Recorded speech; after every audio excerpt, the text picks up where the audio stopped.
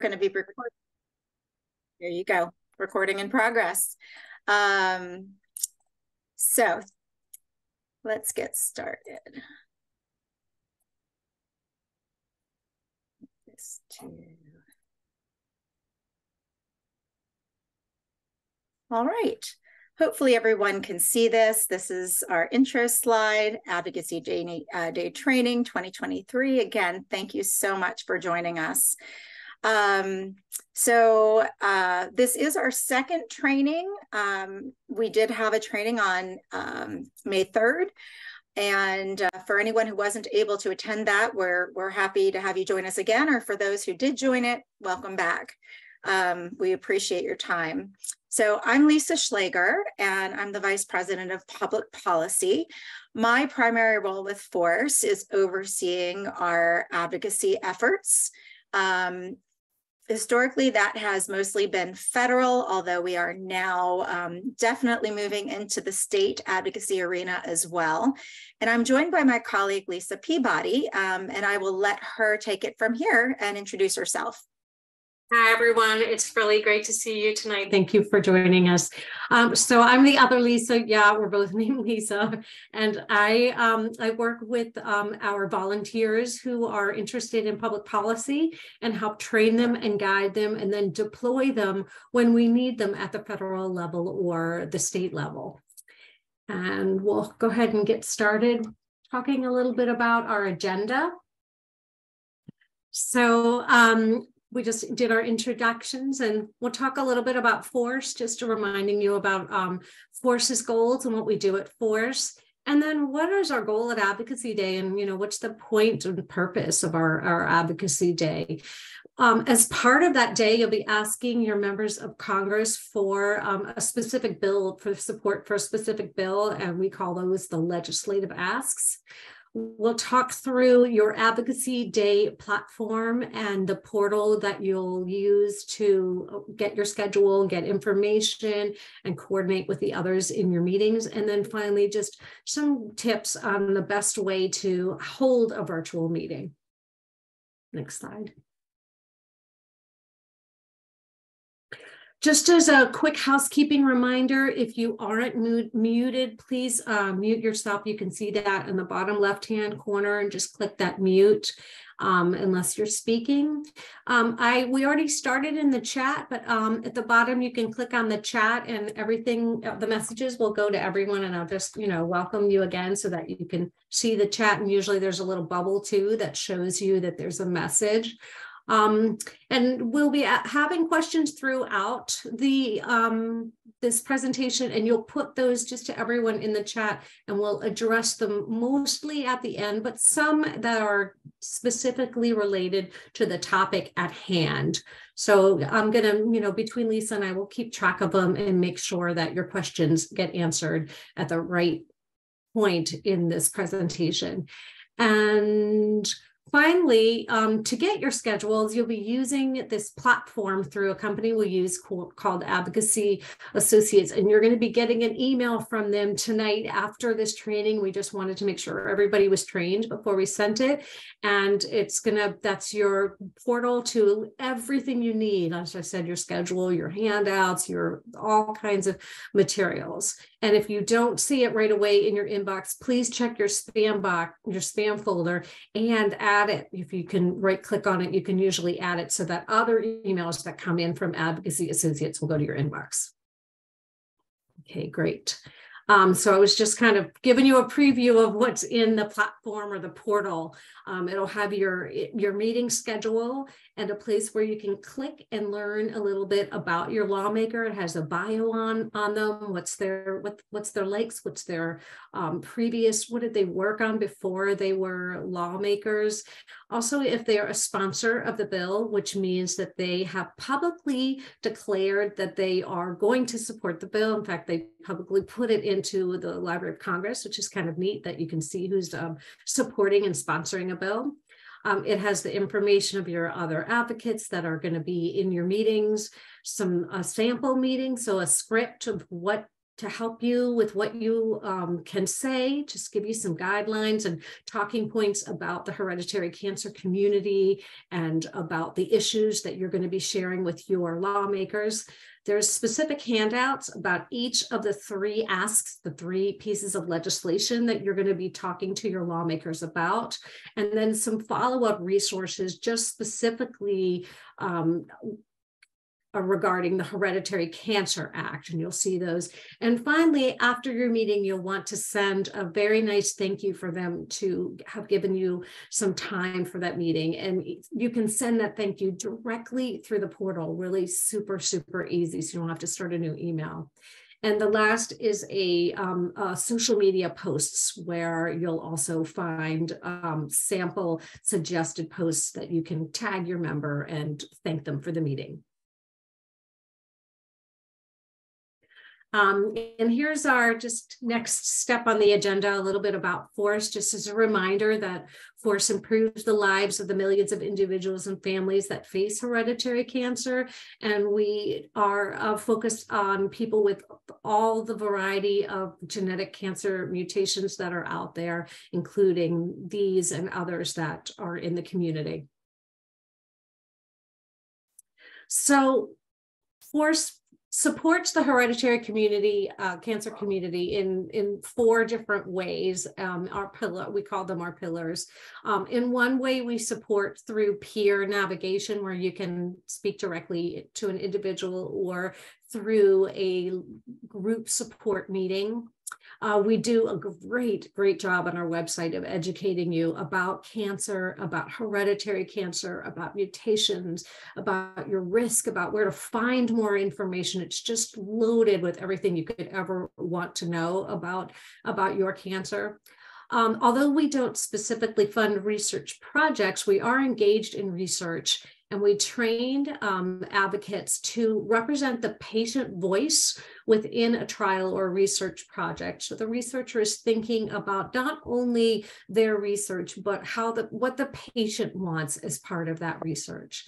And finally, my favorite part that you're all here for, our advocacy and public policy area. And we know that in order to support and the hereditary cancer community, we need to have public policy, laws, regulations that allow for access and eliminate barriers to care. So what are we going to do at Advocacy Day? You've heard me mention these couple of little pieces that we're going to have pieces of legislation, but there's more to it than that. Your member of Congress probably doesn't know much specifically about hereditary cancer. They may know about cancer or be connected to cancer, but your job is to raise awareness and educate your member of Congress on what that means to be part of the hereditary cancer community. You'll also be emphasizing that you're in this high risk group, and that you need high risk screening and preventative services, because they save lives in this community. And finally, you'll ask for their support for some key legislation that's going to make a difference in the community. So our 3 pieces of legislation are right here. And the first one is called the Reducing Hereditary Cancer Act.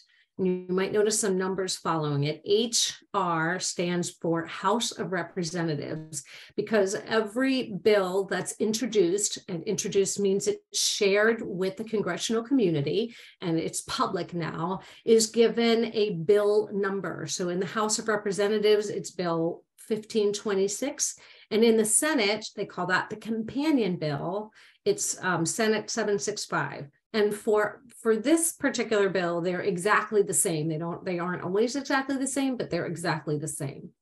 Our second is the Access to Genetic Counselor Services Act. And in the House of Representatives and in the Senate, we are still waiting for them to introduce. So once they introduce, we'll get the bill numbers, but we expect that to happen any day. And once we have those bill numbers, we'll slot them in there for you. So you might not see them tonight or tomorrow, but as soon as we get them, your portal will be updated with those bill numbers. And then our third ask our legislative ask is the PSA Screening for Him Act. And that's in the House of Representatives, 1826. And we are still awaiting a final confirmation that we have a Senate sponsor, and a sponsor is the leader of the bill. So when there's a bill that's introduced in Congress, there's usually one, sometimes two, and as many as four members of Congress that lead the bill, and they're called the lead sponsor or the lead. So we're waiting for a Senate lead. And again, we've got one in the works, in the mix, just waiting for confirmation. And once that's introduced, we'll add that. So I'm going to pass that over to my colleague, Lisa Schlager, the other Lisa, and she's going to talk more about the legislation. Great. Sorry for the jump ahead, but so I know it's a little anxiety invoking for me not to know the bill numbers up front, but we're doing the best we can. This is how Congress works. We're still actually quite early in the legislative session, and that's why some bills don't have bill numbers yet, because they haven't been introduced. However, even if we don't have bill numbers, we do know who the bill sponsors will be, and we'll prep you on that, so that you can sort of say, hey, be on the lookout for this as you're talking to your lawmakers. So I wanted to start with just a really key phrase, which is prevention is better than cure, right? We can't prevent all cancers. In fact, many cancers we can't prevent. But in the hereditary cancer community, we actually can prevent certain cancers, or we can detect them earlier so that they are easier to treat, and ultimately that saves money and lives. So that is really a big message that we want to communicate here. We keep talking about the cancer pandemic or epidemic, in our country, and for most people, we don't know why they get cancer, but in the hereditary cancer community, we can actually identify who is at increased risk and try to do things to lessen or mitigate that risk. So let's see. So we're going to kind of back up a little bit and do hereditary cancer 101. So most of you have heard of the BRCA mutations. They are the most common mutations that cause hereditary breast and ovarian cancer. Some people think that BRCA means breast cancer. And actually, if you talk to Marie Claire King, who discovered that gene, she says, no, that's not what it stands for. Because in fact, BRCA mutations also cause increased risk of cancers beyond breast and ovarian cancer, which we'll touch on. But even more common than BRCA mutations is Lynch syndrome. And you can see that here with these 5 mutations on the left in the purple. BRCA mutations affect about 1 in 400 individuals, versus Lynch syndrome is actually more than 1 in 300. Lynch syndrome is most known for causing high risk of colorectal cancer, up to 80% risk of that cancer, as well as endometrial cancer. But both of these different cancer syndromes, whether it's a hereditary breast and ovarian cancer syndrome or a colorectal cancer syndrome, are also associated with other cancers. And that's why we advocate for multi-gene panel testing these days, because if you test someone for a BRCA mutation, but they carry an ATM mutation, that BRCA test is useless. So we really want to have a better view into what an individual's genetics say and what those risks might be, so that they can be proactive with their health and take appropriate screening and preventive interventions.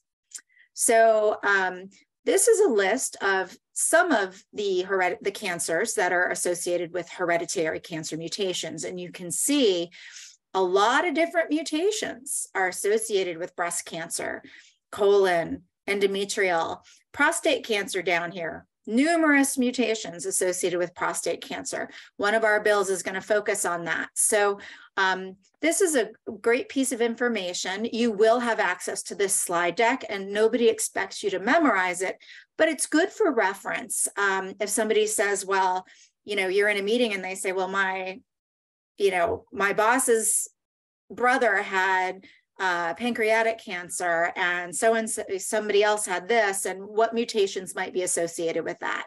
You can say, wow, I don't really have that information at my fingertips. I'll have to get back to you. Or you can just look at this slide and say, wow, there's a bunch of them. Let me send you a link on the Force website to share this information with you. But it's definitely something to be aware of, that it's not just about BRCA mutations or Lynch syndrome these days. So we're going to dive into our legislative asks. And as Lisa shared, we are asking for support for 3 pieces of legislation this year. The first one focuses on Medicare beneficiary access to things like genetic testing and the downstream services such as breast MRIs or pancreatic screenings for high-risk individuals. So the problem we have is that previvors, or the medical term is unaffected carriers, do not have coverage for genetic testing under Medicare. Medicare only offers coverage for genetic testing if you already have cancer. That's a big issue because it doesn't allow for prevention. So the other thing Medicare doesn't do is it doesn't cover, or it's not supposed to cover, high-risk screenings or risk-reducing surgeries. What it does cover is outlined here. And this is probably a little more information than what you need, but we wanted to provide some context. So as with almost every insurance plan, Medicare covers breast mammograms starting generally at age 40. And they cover it once a year. But if you're high risk and you need to start breast screening at 20 or 25, I'm sorry, that doesn't work for you. Or if you're high risk and you need breast MRIs, that's not covered by Medicare, or at least it's not covered in full. And we have variable coverage in different parts of the country. Similarly, if you're high risk for ovarian cancer or endometrial cancer, Medicare is only going to cover a gynecologic exam every 2 years. That's not really going to be effective for a high-risk individual who really needs closer monitoring and screening.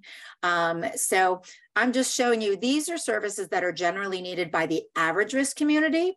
Medicare really does not provide, or is not supposed to provide, services for the high-risk community, and that's what this legislation is about. Medicare also does cover prostate cancer screening, PSA tests, starting at age 50. However, high-risk men need to start at age 40. So this doesn't really address that need. The one area that Medicare touches on that does address the high-risk screening and preventive community is for colon cancer. It will cover colonoscopies every 2 years. So if somebody has Lynch syndrome or somebody's deemed to be at increased risk of colon cancer, they could get access to colonoscopies to be covered every 2 years. However, some people in the Lynch community, for instance, are advised to have Lynch screen or colonoscopies every year. Medicare will not cover that under the current guidelines. So this is important to understand. So these are the gaps that we're trying to address with the legislation we're going to be talking about. We want genetic testing and counseling to be available for individuals who do not currently have cancer, who don't have a cancer diagnosis. As I shared, Medicare currently only covers genetic testing for beneficiaries who are already diagnosed with cancer, even if they have a known mutation in the family or a strong family history and they meet guidelines. If a person pays out of pocket and finds out that they carry a mutation, Medicare statutorily is not supposed to cover the high-risk screenings and preventive services that they need. For some reason, some people are able to get coverage, but in other parts of the country, people aren't. So we're trying to ensure that we have equitable access across the US. Now, we've talked a little bit about the earlier ages that people need screening, and most of you might be thinking, well, Medicare is for people who are 65 and older. And generally that is correct. However, 15% of people on Medicare are actually younger than 65. These are people who are on disability or have other circumstances that have qualified them for Medicare at earlier ages. So this coverage is important for them as well as the individuals who are over 65. So when we do talk about, the high-risk screenings, we're talking about things like breast screening MRIs or breast ultrasounds or colonoscopy every year, an annual well woman visit. As I shared, some people, especially on the East Coast or Southeast, seem to be able to get coverage of these services, but meanwhile, our constituents, especially in the Northwest, are unable to get coverage. So this is very problematic. And if covered, a lot of times these services, they incur a 20% copay, which may not seem like much if it's a $100 service. But if it's a $3,000 service, such as a colonoscopy or a breast MRI, that might be a deterrent, and somebody might not go through with that screening because they can't afford it, especially if you're looking at people who are seniors and on a fixed income or have other circumstances that have qualified them to be on Medicare. When we talk about risk-reducing surgeries, it's the same issue. Statutorily, Medicare is actually not supposed to cover preventive surgeries or risk-reducing surgeries. So things like a hysterectomy, a salpingo-oophorectomy, which is removing someone's ovaries and fallopian tubes if they're high risk, or a risk-reducing mastectomy. Those things are not supposed to be covered under Medicare. Again, we have some people getting coverage, some people not, but we want to level that playing field and ensure that everyone who needs it can get access. The people who do get coverage, again, they are faced with sometimes rather large copays. It just depends, which again can be cost prohibitive and prevent people from accessing these very important services, especially when there's not adequate screening, such as for ovarian cancer. It's really not an option or it's just not advisable not to undergo those risk-reducing surgeries based on medical guidelines. So the solution is the Reducing Hereditary Cancer Act. Anyone who participated in our Advocacy Day last year learned about this. The way it works is each Congress bills get introduced, and if they don't pass within 2 years, they have to be reintroduced. And this is what happened. So Congress, the last Congress ended in December, and we have a new Congress effective January. And we're now in the 118th Congress. So this is the same legislation that was introduced last year, just with new bill numbers. Those, as Lisa shared, we have a House version and a Senate version, and those versions are identical. There are no differences in the wording of the legislation. And that legislation aims to modify the Medicare statutes so that we can offer genetic counseling and testing to appropriate high-risk individuals, regardless of whether they already have cancer. And if they test positive, to ensure that they can get access to those screening and preventive services that are guideline recommended by medical societies. So that is one of our asks, and that is really, in my mind, the forced baby. We wrote that legislation, and we're very passionate about it. And even though it focuses on Medicare, the truth is a lot of private insurers look to Medicare as an example of what they should and should not cover. So if Medicare covers something in full, it's very, very likely that private insurers and Medicaid programs will follow suit and do the same thing.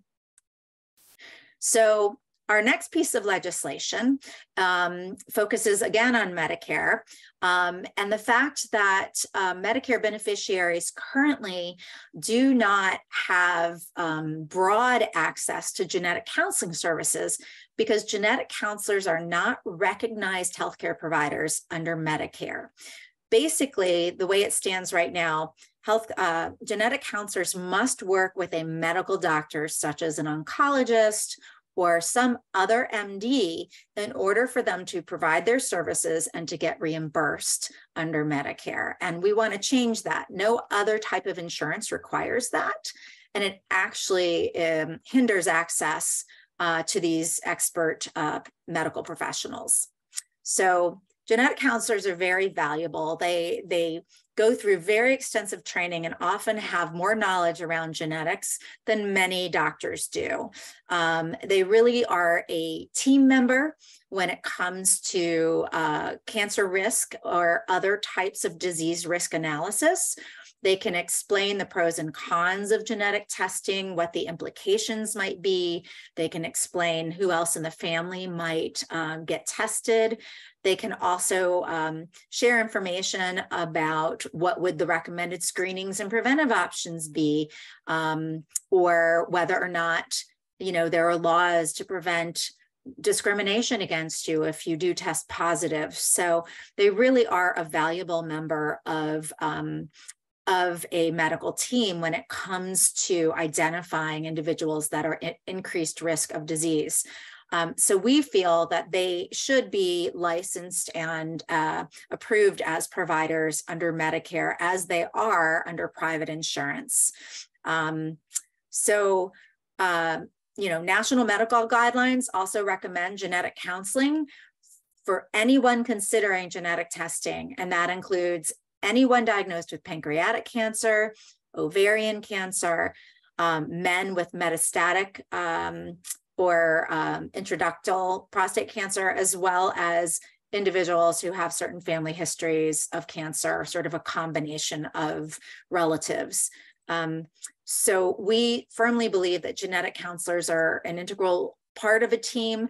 There are studies that show that they help save money by eliminating wasteful genetic testing. They actually identify the right test for the right patient at the right time, so that you're not doing repeat testing or multiple tests that are unnecessary. And that ultimately lowers costs, which is a question that the healthcare community cares about, but also lawmakers care about. So as I said, Medicare does not reimburse these medical professionals directly. And this can cause barriers because if you don't have a doctor in your area, let's say you live in rural Oklahoma, and you don't have a medical doctor in your region that partners with a genetic counselor, you may not be able to talk to a genetic counselor without driving 3 or 4 hours. And that obviously is a barrier to care. If these providers are approved through Medicare, they would be able to provide not only in-person, but also telemedicine, telegenetics to individuals as appropriate. So we want to make sure that our genetic counselors are approved providers. And so Access to Genetic Counselor Services Act, as I shared before, this was also introduced last Congress. It is being reintroduced hopefully tomorrow or early next week, and we're waiting on those bill numbers. If we don't have the bill numbers, we will equip you with the names of, the bill sponsors listed here. So we know, for example, that Senators Barrasso and Tester are going to be the sponsors, lead sponsors in the Senate, and Representative Smith and Higgins are going to be the sponsors in the House. So we'll share that information with you as needed if we don't have bill numbers, so that you can help pass that information along in your meetings and just say, stay tuned because this bill is coming shortly, or these bill numbers. Lisa, can we, go ahead. Go ahead. I just had some questions, but if you want to finish this last slide. Sure. Then, so basically this law this legislation aims to ensure that genetic counselors are approved providers under Medicare, and that people who qualify can get appropriate genetic counseling. And then those counselors would be able to be reimbursed for their services directly. So What can we answer so far? So someone asked about the Reducing Hereditary Cancer Act, why it didn't pass, and if you can explain that. And this one didn't pass either, so maybe there's some connection that we could get some information on. So it's very, very challenging to pass federal legislation, especially in a one Congress. In fact, most major pieces of legislation can take up to 10 years to pass. So we got pretty decent support in the House of Representatives last year. We did not gain as much support in the Senate as we would have liked. And ideally, you really have to have a majority in both the House and the Senate for a bill to have any chance of passing. And the truth is, the lawmakers are inundated with hundreds and hundreds of pieces of legislation every year, and they pick and choose their priorities. So, you know, they just, it's not that they might or might not be opposed to it because they're concerned about the cost to the Medicare system, or they just haven't had the time or attention to focus on it because they have other priorities. There are numerous reasons for that. You know, we would love to have passed it, but we're hoping we're going to gain more traction this year. And we have some amazing sponsors. I think the next major threshold or stepping stone to passage would be to get what's called a committee hearing. So whenever you introduce legislation, it gets assigned to one or two different committees. And for us, it's the Finance Committee in the Senate.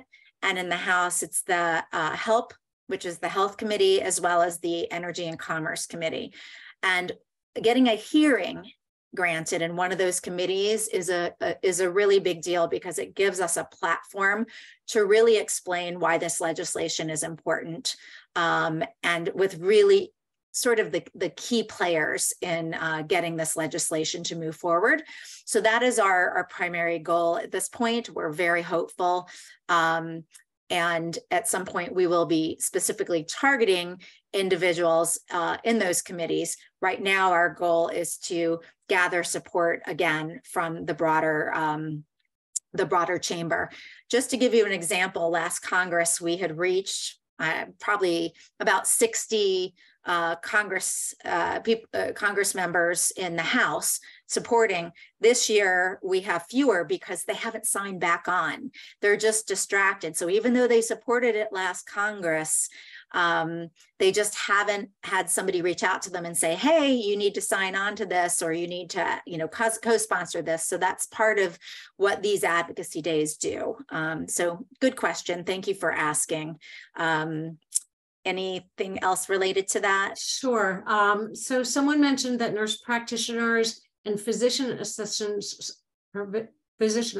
also see patients for genetics. And how does that tie into this bill? Yes. So they are already, believe it or not, able to bill directly and to see patients and to offer counseling. It's only the genetic counselors that are not approved providers. So it's my understanding that most medical professionals, including nurse practitioners, oncology nurses, are able to provide those services as usual under Medicare. It's only the genetic counselors that do not have this approved provider status. So that's why this bill specifically focuses on that.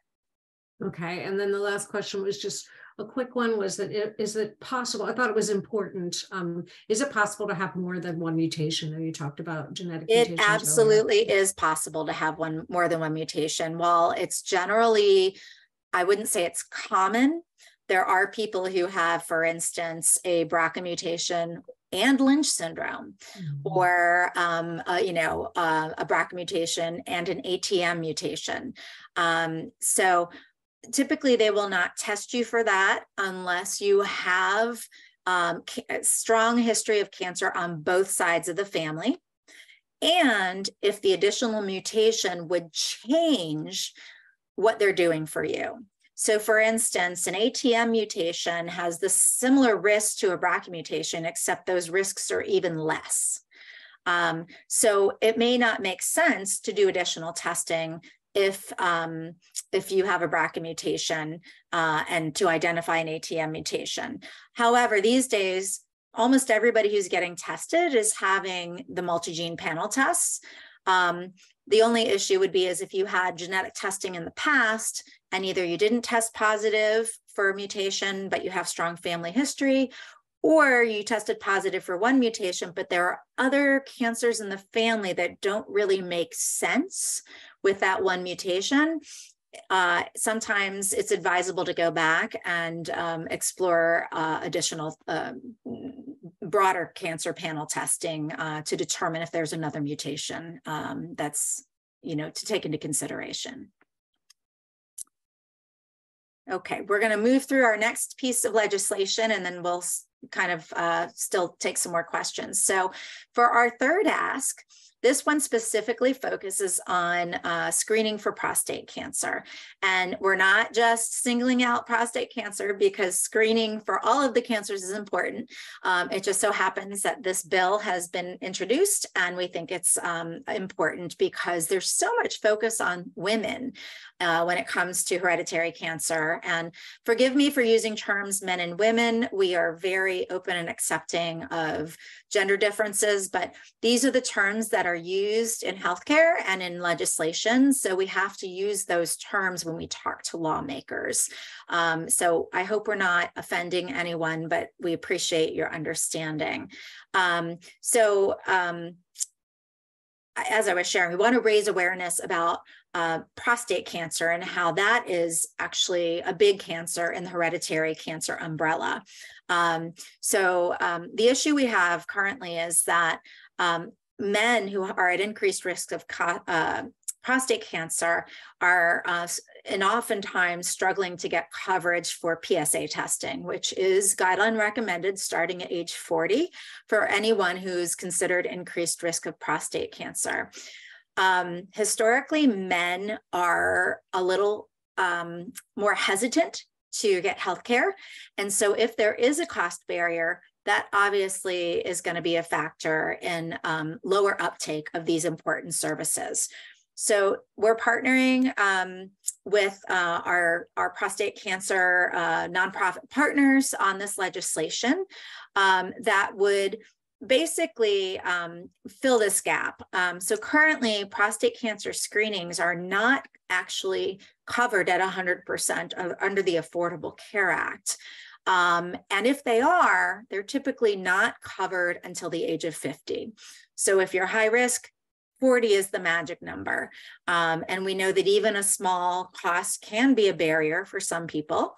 So we're hoping with this legislation to eliminate that cost barrier. PSA tests overall are less expensive than a lot of different types of screenings. And so it's not a tough pill to swallow for most insurers. And I want to point out that this particular legislation is about private insurance, not Medicare. This would apply to people with like Blue Cross or United Healthcare or Cigna or Anthem. And it would make the health insurers cover the prostate cancer screenings with no out-of-pocket cost to the patient. So it's a long prostate-specific antigen screening, which stands for PSA. So you don't need to be able to pronounce that. Most people are familiar with PSA screening. So it's called the PSA for HIM Act. HIM is high risk insured men. So this is really for men who have insurance, but that out-of-pocket cost can be a barrier because men without insurance or who are on Medicaid, many states have programs to provide these services to those who are economically disadvantaged and do not have insurance. And as Lisa shared earlier, this has only been introduced in the House of Representatives at this point. There will be a companion bill in the Senate, and we expect it to be identical. So you can, even if we don't have a Senate bill number, you can talk to your senator about it and say, this is what it will do. We think this is important, and keep your eyes open for the introduction of the Senate bill. So basically, this legislation would cover guideline recommended screenings for high-risk individuals without any sort of deductible or copay. And that would include African American or Black men who, for some reason, are much higher risk of prostate cancer, as well as those who have a family history of prostate cancer, and individuals with a genetic predisposition. So, even if you don't have a known family history of prostate cancer, but you carry a BRCA mutation in your family, for instance, that will put the men in your family at increased risk, even if there's no known history of prostate cancer in the family. So, so this would cover the men who are impacted. Okay, we've talked about guideline recommended numerous times, and I just want you all to understand that we at Force are very, very focused on guidelines and what is evidence-based. So we are not pulling, guidelines out of our hats. Everything proposed here is strongly supported by very well recognized and reputable bodies, such as the National Comprehensive Cancer Network, the National Cancer Institute, and these are just a few who have guidelines. And basically, each piece of legislation refers to these types of guidelines for guidance on why these services should be covered and what should be covered, because the guidelines might change in a year. And if they do, that doesn't impact the legislation. The goal is to make these pieces of legislation and these laws evergreen, meaning that even if the guidelines change, the law adjusts to provide the coverage based on those guidelines. So nothing is set in stone. As science progresses and research progresses, the guidelines will progress, and so will the coverage. I think that's really important. And we've been told that the term guideline recommended is actually something that resonates with lawmakers. So keep that in mind as well. Lisa, you have any additional questions before we move on? Okay, we're going to jump into a brief 10-minute video that gives you an introduction to our Advocacy Day platform. Right in about 15 minutes, all of you should be receiving an email with your logon information for this platform. And this information that we're going to share here, and also we'll share in an email tomorrow, will tell you how to get into that platform, how to change the temporary password to your own password, and how to use it. We had a few sound issues with this video in our last training, so hopefully you all can hear it. If for some reason you have an issue, don't fret. We will be sharing this link tomorrow, and you can view it on your own whenever you have time. So here we go.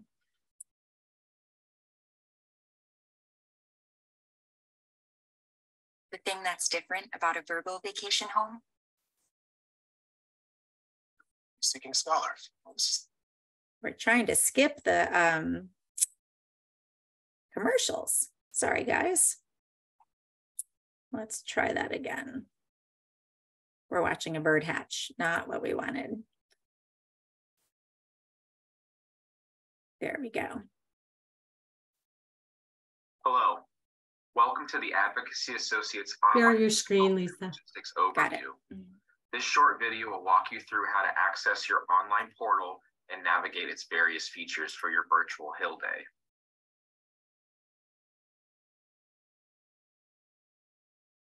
On a to-be-determined date by your organization, you will receive an automated email from Advocacy Day at advocacyassociates.com. Please check your spam or junk folder if you feel like you did not receive this email on that to-be-determined date. Your organization will verify with you when you can expect this email. Within that email will be all the instructions you'll need to access your schedule. Click on the URL that's been provided and follow the instructions on how to log in. If you have any issues logging into your schedule, you can contact us directly through the support link that's provided in the initial email. Once you click on the URL to take you to your page, you'll be taken to a login screen that will look similar to this. Your page will be branded with your organization's logo. Existing users who have participated in a virtual event previously can log in with their existing credentials. Simply enter your email and the password that you created for your previous event. If you don't remember your password, you can easily reset it by clicking on the Forgot Password button here. From there, just simply enter your email and click the Send Code button. Check your email for the reset code that's been sent to you. Once you've found that in your email, simply enter the code here on the Reset Password page and enter your new password. Once you've done that, click the Submit button. You'll then be taken to the login screen where you can then log in with your email and your newly created password. Click the Sign In button once you've completed. If this is your first time participating in this event, you'll need to create an account. Click the Create an Account button. From there, you'll just enter your email address and create your own password for your account. Once you've finished, click the Create Account button. Check your email for a verification code that's been sent to you. Once you've found the verification code in your email, simply enter it in the confirmation code field here. Once you've done that, click the Confirm button. From there, you'll simply log in with your newly created credentials. Enter your email and the password that you created and click Sign In. If you have any issues accessing or creating your account, you can contact us directly through the support button here. Once you've logged in, you'll see a home screen that'll look very similar to this. All of your confirmed meetings will have a time next to them. That's how you'll know they're confirmed. Anything that's still pending on your schedule will show up in the TBD section. All times on your schedule will be shown in the time zone you are located in when viewing it, so you will not need to do any time conversions. To get more information on the meeting, simply click on it to view more details. From there, you'll be taken into that specific meeting dashboard. You'll see the date and time at the top, followed by who you're actually going to be speaking with in the office, whether it's the staffer, the member themselves, or both. If a meeting lead has been assigned to this meeting by your organization, you'll see that person or person's name displayed here. This is also highlighted by a star next to that attendee's name in the attendees section. To access the virtual component of this meeting, click the green Join Online Meeting button. If you need to dial in, there will be instructions here on how to dial into the meeting. All of your talking points will be displayed in the Talking Points module here, followed by all of your documents in the Documents module here. Just click on each document to open it. The Attendees tab will give you a list of every attendee who's going to be in this meeting. There may also be some relevant contact information displayed, allowing you to contact each other outside of the dashboard. You can show or hide this information by clicking on your name in the upper right-hand corner and then clicking on the Privacy tab. You can also contact each other through our peer-to-peer chat function by clicking on the blue chat bubble. If somebody sends you a message through this mechanism, you will get a notification about that from the platform. On the left-hand side will be a report form section. The first one is the check-in function. Click this to check in. That way we know that you made it to the meeting on time. Beneath that, you have the ability to send a thank you email to the office once the meeting concludes. This will pull up a pre-written script that's already been crafted for you, along with the contact information for the staffer who was present. The meeting report form will pull up a specific list of questions you'll need to answer about how the meeting went. You'll do this for each meeting on your schedule. The Take Notes function allows you to take freehand style notes if you'd like to, if there's any additional information you'd like to include about how the meeting went. You can also mark if the member of Congress attended or if only staff attended. Please mark one of these options for each meeting on your schedule. You also have the ability to post a social media post on any of these platforms. Click on the Schedule tab to take you back to that home screen where you can then navigate your way to that next schedule on your meeting. The Bills tab will pull up a specific list of bills that your organization may be tracking for your event. If your organization is not tracking any specific bills, this area will be blank. If you click on the bill, you'll get more information about it, such as the summary, the vote history on it, and a list of all sponsors and co-sponsors.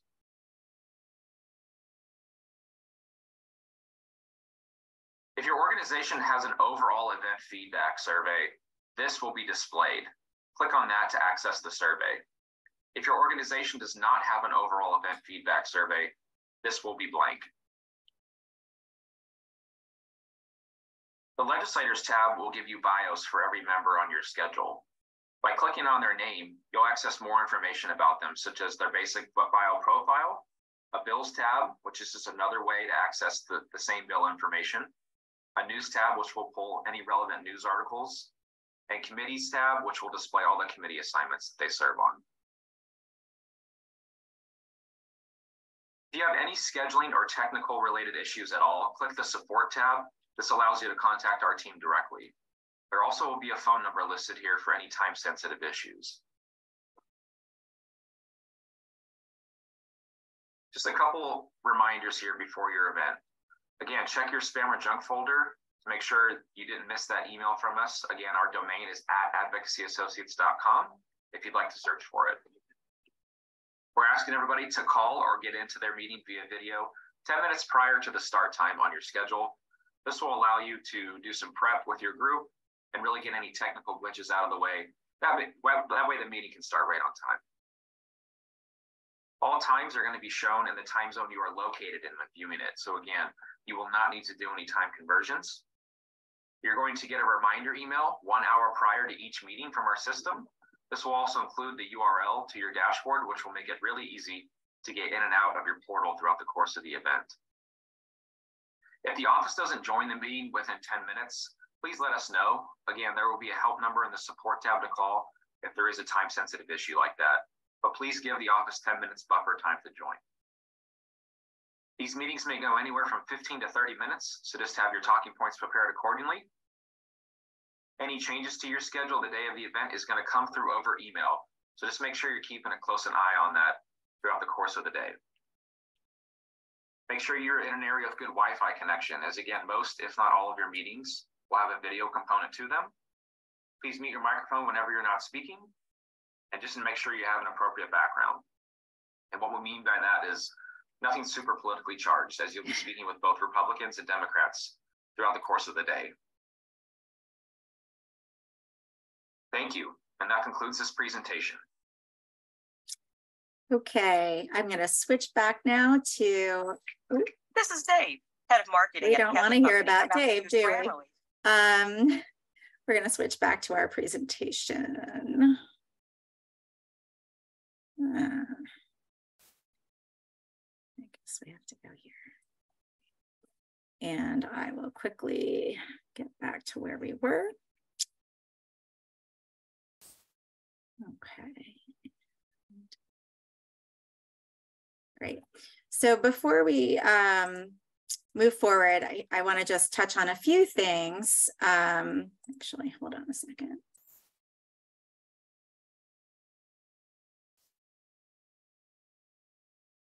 There we go.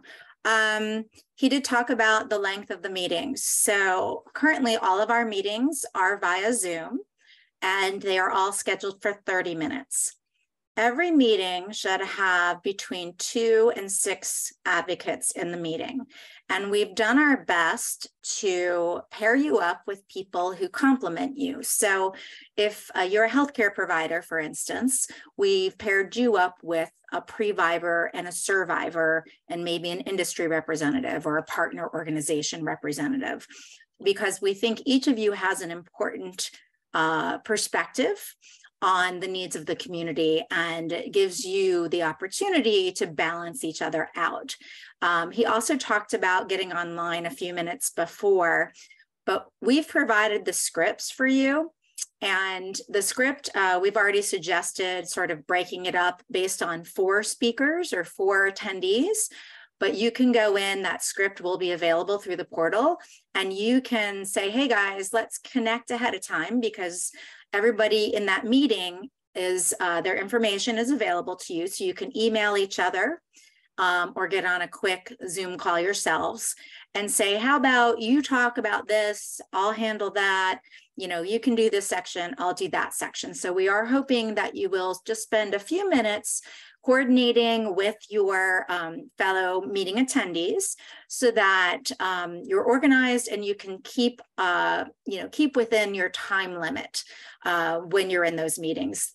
You also should confirm with whoever you're meeting with, and frequently it will be a staffer. Very rarely it might be a member of Congress, but often they assign their staff members to attend these meetings. And let me tell you, most of them are very savvy, and they might ask some questions, and others may have very little knowledge. So you'll need to really educate them. But regardless, everything you say and do will, they will take it back to their boss. So just know that even though you may not be meeting directly with your member of Congress or your senator, that the information is still important, because they rely on these staff members to bring them information and to advise them on what they should support. So that's really important. I'll let Lisa jump in now and just help us walk through the next few slides. And then we'll take more questions. Great. So during the video you just saw, our advocacy associates reminded us and you to be just cognizant of your background and not to use filters, because it's a meeting that you want to be professional and take seriously. Make sure that you silence your phone. You can turn off your notifications on your computer so that things aren't popping up. Minimize your background noise by, choosing a place that's quiet, in a place where people might not be walking by or coming in and out of the room. Look at the camera when you're speaking. You want to have your camera angle, straight ahead rather than to the side, right? So that you're able to look at the camera. If you can have a window for natural light, that's great. And keep your background clean, professional. Stay present and attentive during the meeting, and remember to stay muted. Those are some good practices. And the next slide shows, so this is kind of what happens when you might want to take a look at your picture so that you're not showing you're not doing a nose show during the meeting. Great. And also be thinking about what you're wearing, that you look clean and neat, not necessarily your gym clothes, but something that's clean and neat. I think due to COVID, most of us probably know good etiquette at this point, but it's always good to have a reminder. Sure. You'll be, people on the Hill actually are very conservative. They tend to dress in jackets and ties and pretty formal. So we don't expect you to do that, but just look somewhat professional, because they want to feel like you're valuing their time and understand that these meetings are important. So let's see. So I have some questions. Yeah. I just want to remind everyone, though, that this presentation, as well as the video and the recording of this Zoom meeting, will be shared with you tomorrow. So if you need to review it, you'll be able to do that. And then Advocacy Associates also did promise that they will be available the day of. Last year, we did have a few glitches where there was a last minute crisis in an office and they had to cancel, or they had to move the meeting later in the day. And, people showed up for their meeting and the person wasn't there. They will have one or more staff members available all day long to field those types of issues. And if you have a problem and you're not getting a response, feel free to reach out to Lisa or me. But at the same time, we're going to be in meetings as well. So you'll have a phone number and an email address, and they typically are very, very helpful, and they'll try to help remedy the situation. Great. Perfect. So this was a really great question that came in earlier, but it felt like it was better for the end of the presentation. And what's the ultimate goal, or what's the ultimate win for us from our Advocacy Day? Love that question. Love that question. Yes. So the number one goal is for the office that you're speaking to, for that lawmaker to be a co-sponsor on each piece of legislation, to support each piece of legislation. But even if they support only one or two of them, that's a win. And when we say support, that means they sign on as a co-sponsor. And then when you go look online to see who the co-sponsors of the bill are, they're going to be listed. So that's our number one goal. There are some folks that you'll be meeting with that are already sponsors. And in that case, we're going to thank them for being sponsors of this bill, but oh, by the way, you know, and let them know how appreciative we are, because they like to hear that, especially from their constituents. But oh, by the way, here are some other pieces of legislation that I would like to bring to your attention, because they kind of try to do similar things. And because since you're supporting the Reducing Hereditary Cancer Act, we think that you might want to support these as well. And here's why. So those are the number one goals. The number two goal would be to get enough groundswell, enough support from the lawmakers that we are able to get a committee hearing. So if they serve on a key committee, such as the Finance Committee or the Energy and Commerce Committee, sort of plant that idea in their head that we're really, you know, hoping to get a committee hearing this Congress. And then from there, it would be more, you know, help us get your colleagues on board with this. Let your other, you know, lawmakers who you work closely with, let them know that this is super important. One of the biggest questions we have had around, especially the Reducing Hereditary Cancer Act, but almost any piece of legislation, is what's this going to cost? They want to know, you know, is this going to cost the health system a lot of money? And we can say absolutely, for the Reducing Hereditary Cancer Act and the Access to Genetic Counselor Services Act, they are going to help save money in the long run. And we have some information on that available in the resources on the platform. As for the PSA bill, I'll check with our colleagues who are helping to spearhead that, but we believe that ultimately paying for PSA testing is going to offset later stage cancer diagnoses, which ultimately saves money. So again, you know, prevention is better than treatment. Prevention is better than cure. And that's really the primary focus here. We're trying to take the US health system and turn it upside down, because historically it's been totally focused on treatment, treatment, treatment. We're trying to get them to back up and say, wait a second, if we can screen and prevent, or screen and catch early, we're actually going to save healthcare dollars. And so that is really the message, in addition to the fact that it's going to, you know, save lives and benefit people who are at increased risk. That's great. Just to clarify, Lisa used the words committee and hearing, just so you understand real quick that members of Congress are assigned committees based on their background. If they've been in medicine or maybe in business, they're assigned where they have some background knowledge, and they vet the piece of bill, the piece of legislation first. They look at it and they might make some changes. And so that's where a piece of legislation most likely will start. And we need to sell them on the first step. We need them to believe that it's a great bill from the beginning. And then this hearing is when they'll have expert witnesses come in and testify in favor and talk about, and constituents come in and say, this is so important. And that brings all this attention, because getting prioritized in Congress with all that they have to manage is one of our goals too. And so this co-sponsors leads to a hearing, and all of that leads to prioritization and gets attention to our bill. Another factor that we didn't discuss is whenever a bill like the ones we're proposing is considered, there's an organization called the Congressional Budget Office, or CBO. And what happens is, if they think that bill is going to move forward, they send it to the CBO to get scored.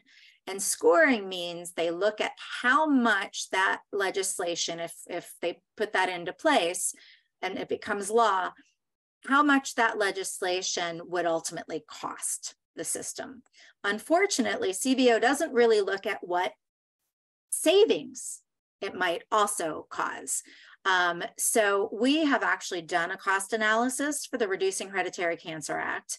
And I know that they've done one for the genetic counselor bill as well. And so if they ask, has CBO scored these pieces of legislation? The answer is no, because CBO hasn't been willing to yet. But we're hopeful, actually. CBO has the Reducing Hereditary Cancer Act, and we're waiting to see if they're going to give it a score. In the meantime, we do have an analysis that shows cost savings over the long run. And we can provide that if a lawmaker really wants to know. And that's one of those things where we have some additional resources, but if they really want to dive into the nitty-gritty, you can say, let me follow up with you on that, or let me have one of the 4 staff members get that to you. So just don't be afraid to say, you know, I don't have that information at my fingertips, but we're happy to, you know, get that to you as soon as possible. So just keep in mind that that is, especially in the Senate for some reason, and especially for more conservative lawmakers, they are very, very concerned about cost.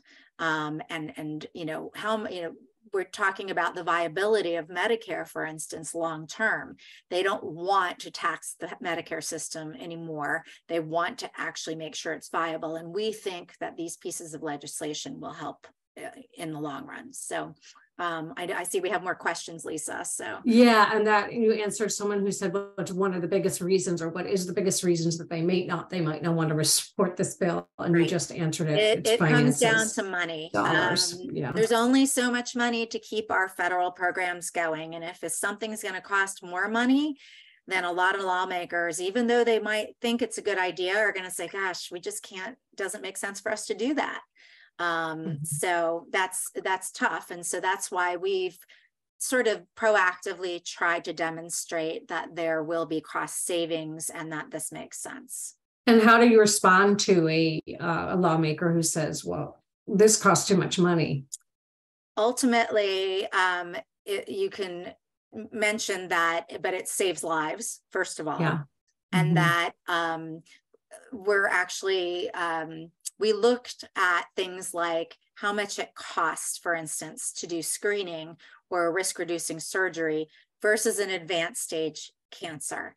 And, you know, if you compare something like a hysterectomy versus ovarian cancer can cost up to $1 million for treatment, especially if somebody, you know, needs to go through multiple rounds of treatment.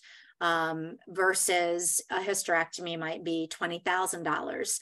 And so you know, you can point out that that actually is a no-brainer if you think about the risk of ovarian cancer for some people in our community.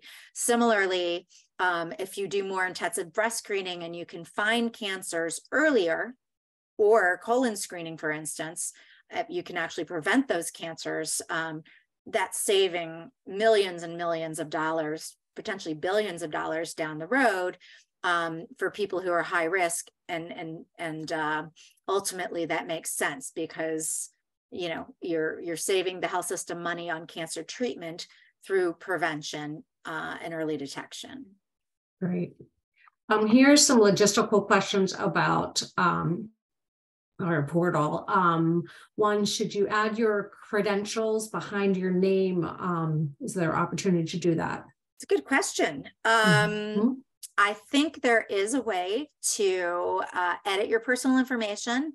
If for some reason, and I'll have to get back in, I think we were able to do that last year, but if for some reason there's not, it's very easy for us to have our advocacy associates, colleagues, make those updates. So if that's something, if you're a healthcare provider or some other individual who has some impressive credentials, we absolutely want you to be able to note that. And so let us know once you get in there, and I'll check tonight, and I'll try to, share information about that as appropriate, because Great. I think that would be good to do. What do you do if a lawmaker or staff maker staffer doesn't show, staff maker doesn't show? The first thing is you give them about 10 minutes, because sometimes they run late, like all of us. Very, very busy on the Hill is all I can say. And if they don't show, then one person from your team should reach out from the group, your meeting group, should immediately call Advocacy Associates. Somebody else could email them and say, hey, we were supposed to meet with this person in so-and-so's office, and they didn't show. What should we do? And immediately what Advocacy Associates will do is follow up with that office and say, hey, Joe Smith missed his 1 o'clock meeting with our team. What happened, and could he potentially meet with them later today, or how would we like to do this? Even though we're hosting Advocacy Day next Tuesday, that does not preclude anyone from working with and meeting with their lawmaker offices at other times if a lawmaker is not able to make that meeting on Tuesday. So it's not ideal. We obviously would, don't want to waste your time or theirs, and we'd rather have those meetings on Tuesday. But if the lawmaker's office comes back and says, oh, something came up, we can't do it today, we might follow up with you and say, hey, are you available to meet with them next week and spend 30 minutes on a Zoom call with them then? And it wouldn't be a big organized event like this, but it would still have just the same impact. But the first step is to contact Advocacy Associates, and then they will advise you on whether or not the meeting is rescheduled for another time later in the day, or if they had to cancel for some reason, and then we will determine next steps after that. Great. How many meetings can the advocates expect? So every individual has 1 member of Congress and 2 senators. So the ideal is a minimum of 3 meetings, which are each 30 minutes, and they've tried to stack those as closely as possible. However, in some states, we have only 1 advocate. In other states, we have like a dozen advocates. And so in some cases, we're teaming you up with more people and having you attend a meeting with somebody else's member of Congress, and they're going to attend with yours. So you could be in as many, as I say, as few as 1 or 2 if one of your representatives didn't respond or couldn't meet with us, up to as many as 6 meetings. If you get in and you see your schedule is, kind of slim, it'll say if there are certain meetings still pending. And if we see that you only have 1 or 2 meetings and your other representatives haven't confirmed, we might go ahead and add you in to join some other folks in other meetings. And that can happen very easily. They make those schedules in the platform. And then, again, you work with those individuals to determine who's going to talk about what. And, it kind of falls into a flow once you connect with those other advocates.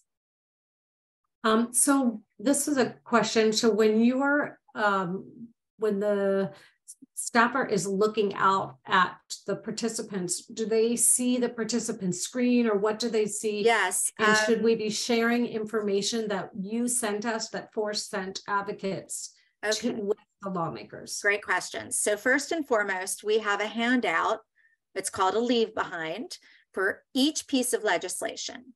Those handouts are going to be sent to the congressional offices before your meetings. So ideally, the lawmaker or their staff member will have time to review the topics before you meet with them. Realistically, doesn't always happen.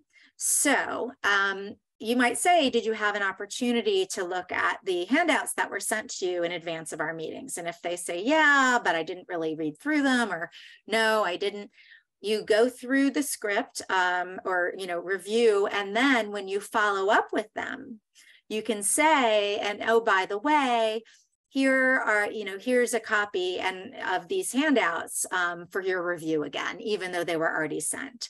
And then yes, you will be on camera. Whenever you're using Zoom, they're always on camera. The only time that camera is typically not used is if they decide they only want a phone call meeting, and we have none of those this year. Whoop, you're muted, Lisa. I'm muted. Oh, sorry. We talked about the cost information, the fiscal information about the specific pieces of legislation. Can you remind them where those links are, where that information is? Yes, so you're going to have information specifically on the pieces of legislation. So those are going to be the 3 handouts. And then you're going to have a section for additional resources. And in that section, we're going to have specifically, there's a cost and savings analysis or overview for the Reducing Hereditary Cancer Act. There's also a document that talks about health disparities and how these pieces of legislation can help address those. And any other sort of backup materials that might be helpful. There'll be the script, which is a full script that you can literally read directly from if you'd like, if that helps. Or there's going to be more of just talking points where there's an outline.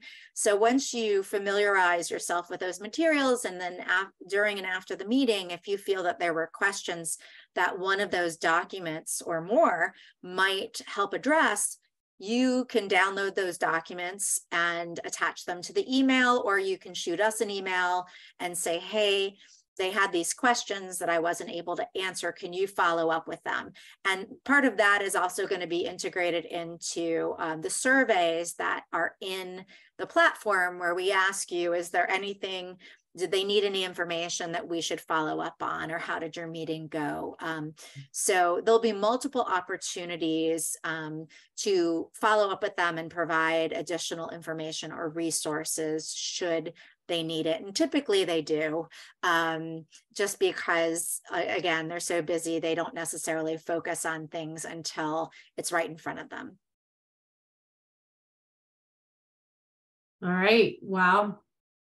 We are almost out of questions, so we'll throw in some comic relief. And we have just a great message from Brad Hertz, who says, as a BRCA 2-man, thank you very much for including this legislation in the package that Force is supporting this year. So We really thought nice. that Thanks, would, Brad. we talked about there, whenever you do an advocacy day, there's always so many options from what to choose, and we were looking at a lot of different potential bills, but I said, men and prostate cancer just don't get enough attention. And I think it's important for us to raise awareness for the men in the community who are impacted by this. So I agree with you, Brad. I think it is super crucial. I also think in the future, we'd like to see a bill that focuses on high risk of colorectal cancer, because there's so much talk about BRCA mutations and breast and ovarian cancer that I think we need to call attention to some of these other cancers that are very easily prevented potentially or screened for more intensively. So we're happy to do it. We want to make sure that everyone in our community is represented. So I know a lot of the focus is on prevention. And obviously we know at least half of our community are people who are currently living with cancer or are survivors.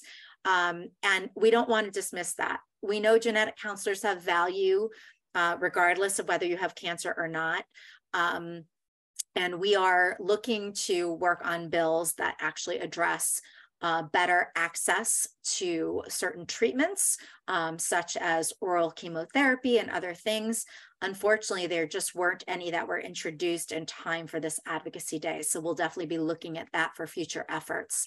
But I think we can all agree that if we could prevent cancer or catch it earlier, that is way better than the alternative. So I think that's something we can all agree on. We have one more quick question that says, I see my schedule. I have 3 appointments, 1 scheduled and 2 TBD. Is it possible that more will be added, or just those 3? It is possible.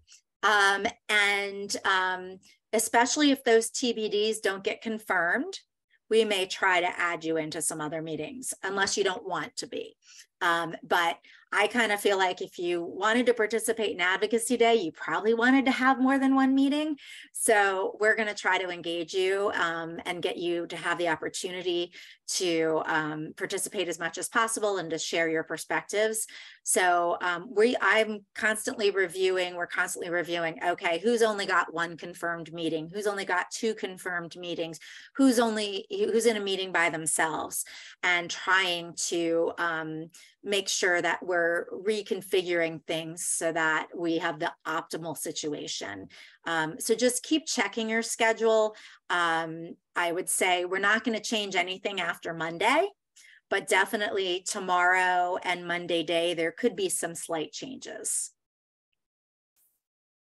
All right, and I have another great comment that says, can we please clone you? And they're talking about you, Lisa Schlager. Can we please clone you so you can join all our meetings? Just kidding. So this was incredibly useful, and thank you so much. I'm so glad. And we don't expect you to be the experts. The truth is, we're doing our best to equip you with basic knowledge, and your personal experience, whether it's as a pre-viver or a survivor or somebody who works for industry or a healthcare provider, is so valuable that, you know, your lawmakers do care about your perspectives, and they want to hear from people who live in their districts. They don't necessarily want to hear from me. They want to know that what they're doing impacts people in their state, in their congressional districts. So you're the best person to do that. Now, I will say, like last year, we had at the last minute, you know, somebody couldn't participate and somebody was going into a meeting alone, and I happened to be available. And so I joined the call and I helped out. But I can't do that for, we're actually looking at over 100 meetings at this point. So that's why we've tried to pair you up with sort of a mixture of knowledge levels and mixture of experiences so that you can help each other out and benefit each other. And they don't expect you to like be an expert. They just expect you to be able to intelligently present what the ask is, why it's important, and maybe share a little bit about the hereditary cancer community and give them that foundational information that they need. And then we can follow up with them. And you can too, and we'll encourage that. We absolutely think everyone should be able to communicate with their lawmakers' offices and to let them know what's important to them. All right, that's awesome. We are out of questions. Great. And it's so if you didn't look 7:25. yet, check your email, find your login, try it out tonight or tomorrow. Let us know if you're having any problems. And Lisa and I are going to be on call tomorrow. So email us if you have questions, or email Advocacy Associates directly. They have a few people who are helping us with this Advocacy Day. And, you know, really it went quite smoothly last year, considering the number of meetings and the number of advocates. We're excited. We're at greater numbers than we were last year, and we hope to keep building on this every year. And we'll send out after the fact a summary of how many meetings we did, how many people participated, how many states were represented, and hope to share with you the progress as things move along. I see a couple more questions came in, it looks like. Well, it was just me thanking everyone, but someone said they still don't see the email. If when should they make that? So they were supposed to go out around 7. If you don't see it by the morning, reach out to Advocacy Associates. They are on East Coast time. So email them and just say, hey, I didn't see my email to get into the platform. Again, please check your spam or your junk folder, because unfortunately a lot of times these do go there. So check there first, and then if you don't see it, they can resend it, or we can try alternative ways to get you access to the platform. They might need to reach out to us because they don't have the email for them to send. Oh, true. Yes. So reach out to Yes. us, or You reach out to us. Yeah. Sorry. And Yeah. we'll get that going. Yeah. Yeah. Who wants to know about this video recording? Yes, we're going to send the video. Yep. This We're video going recording. to turn this off and save it. Yep. And then we're going to try to upload it probably to YouTube, just because it's going to be a long video. So you can't do it an attachment. But you'll get this recording as well as the slides and a few other resources. We'll email those out tomorrow so that you have them, and you know, you can review them as needed and then follow up with us if you have any questions. And thank you again, really. We know taking time off of work or out of your busy schedules is not always easy, but this is so important, and we can't, you know, we can't thank you enough for being part of this effort. We couldn't do it without you, and we're just thrilled to have so many people stepping up to represent the needs of our community. All right, we'll talk to you all soon. Have a good evening.